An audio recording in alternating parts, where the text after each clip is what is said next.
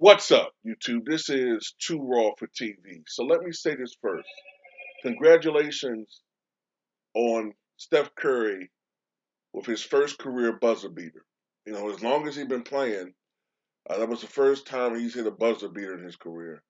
And most importantly, they got the victory. That's the most important thing. They got the victory against the Houston Rockets. All right, and they still have, I think, the second best record in the Western Conference. However, I have to be fair. I got to be fair, man. And we can't be hypocrites. I'm sorry. We cannot be hypocrites on here.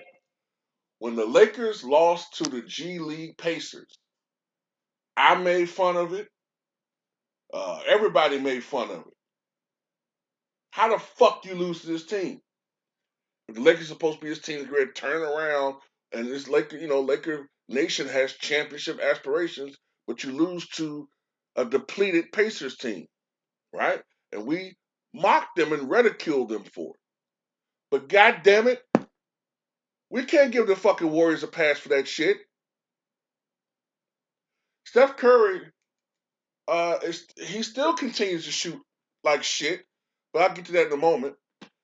Steve Kerr called that loss the third worst loss in his era as a head coach.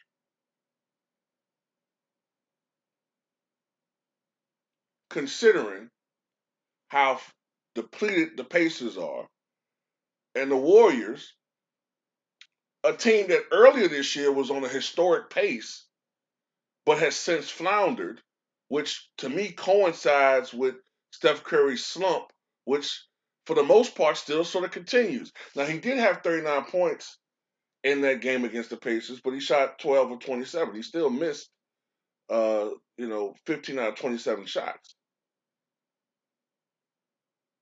So the shooting slump still continues with this guy.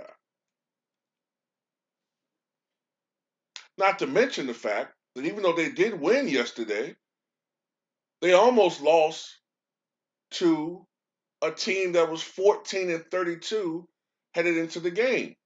Not to mention it was just last week that this team was down 40 to the Bucks at halftime. So yes, there are some things not going right with the Golden State Warriors right now. Certain guys who are playing lights out earlier this year, they're starting to become a little inconsistent. But the player who you really have to look at is Steph Curry. Now Klay isn't shooting well.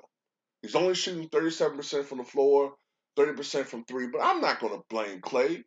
Klay been out 2.5 years. I'm not going to put any blame on him. Now, if he's still shooting like this come March and April, okay, then we can start putting a little bit more blame on him. But a guy that been out of basketball for 2.5 years, I'm not going to fucking blame him if in fucking 6 or 7 games he's not shooting well. But Steph, you supposed to be in mid-season form, bro. Last night you shot 6 of 21 from the floor, 4 of 13 from three. You even missed 2 free throws.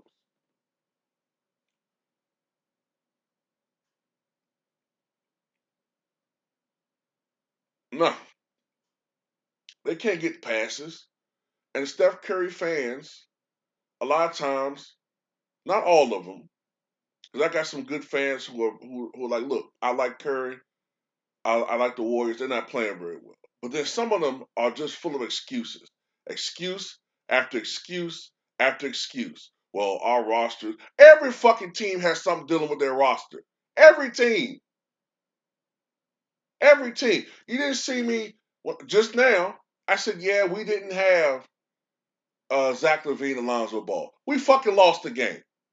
Okay, we still could have won that game, but we didn't, and it's a loss.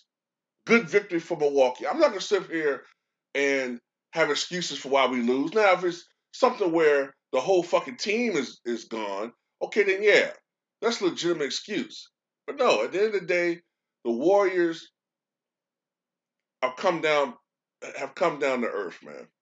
And now it's starting to look like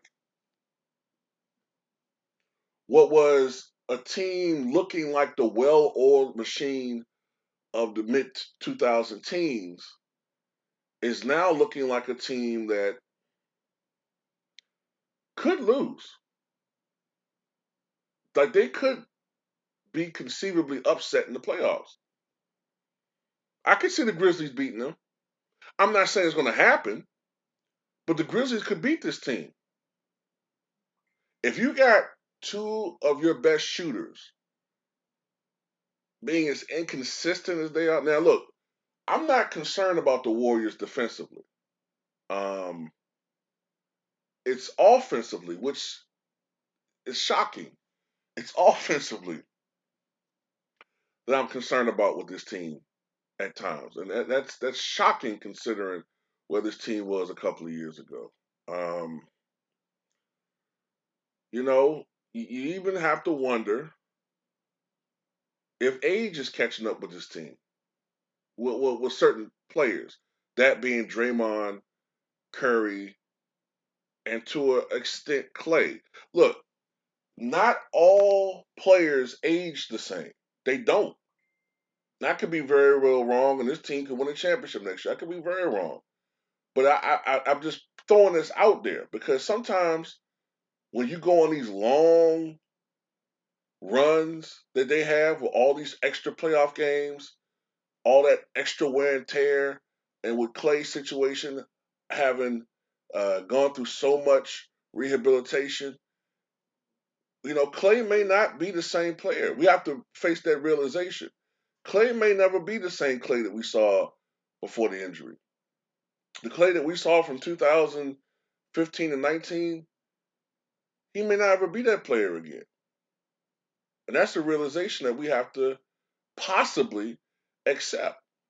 Now, Steph has put in a lot more effort defensively. That's one of the aspects of his game that I commend him on.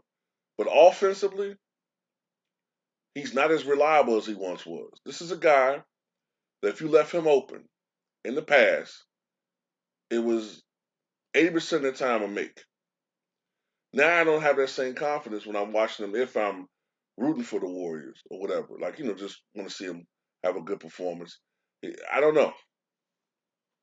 But yeah, we can't go in on the Lakers, who are inferior team to the Warriors, when they lose to the Pacers, but give the Warriors all these fucking passes.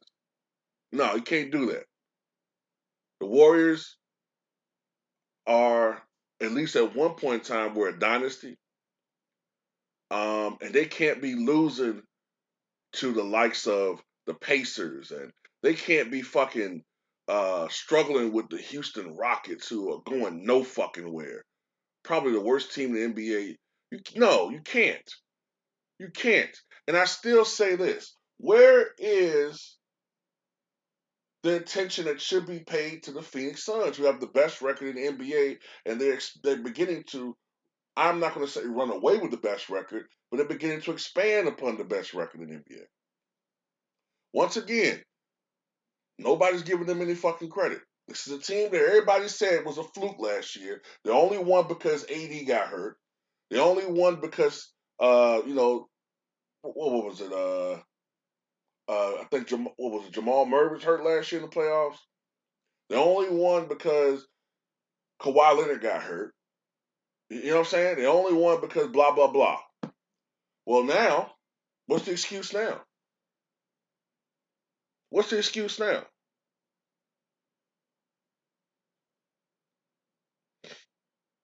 I remember Warriors fans saying, "When we get back Klay, we're gonna be such and such. When we get back Wiseman, oh watch out, we're gonna go 80, 74-7."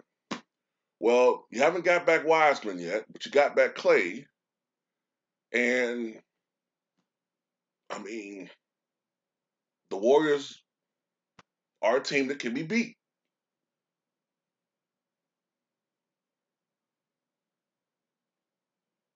Curry just doesn't look the same offensively. It could be a combination of age,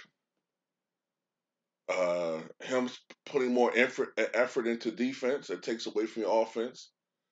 Could be a little bit of it getting in his head a little bit. Sometimes it's confidence. Sometimes if you don't feel like you're gonna make a shot, guess what? That motherfucker's not gonna go in.